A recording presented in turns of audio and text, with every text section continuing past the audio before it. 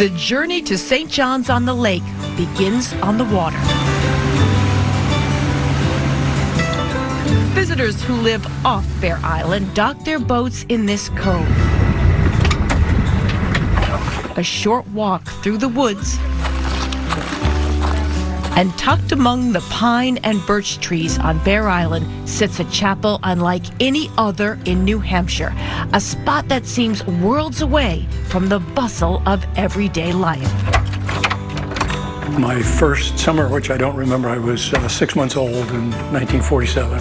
John Hopper has written books about the chapel and the history of Bear Island.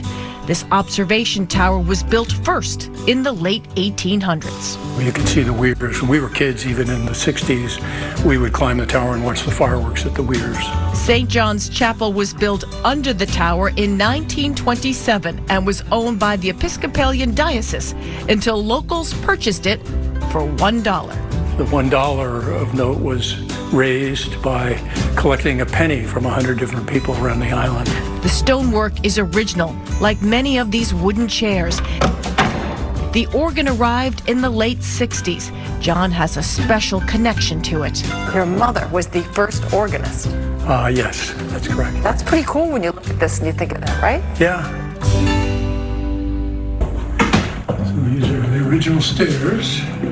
Climbing the narrow, dark stairs to the observation tower, it once offered stunning views of Lake Winnipesaukee, now mostly covered by trees, yet it's still a tranquil spot on a sunny day.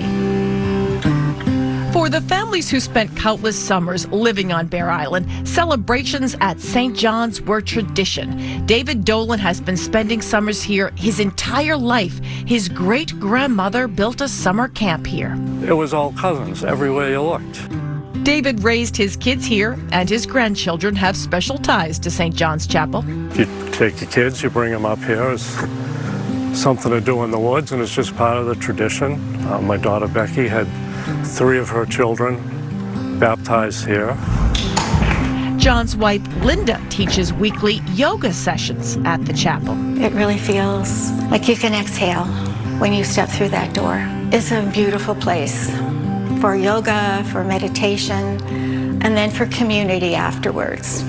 The stained glass windows dedicated to people who all have a connection to St. John's, like its founder, Reverend Forbes, whose grandson is still involved with the chapel. And it's open to people of all faiths. People come here not only for worship, but for reflection. It's always the focal point of any walk that we take. It's like after dinner, let's go for a walk to the chapel. So up we come. It really holds a very dear place in my heart.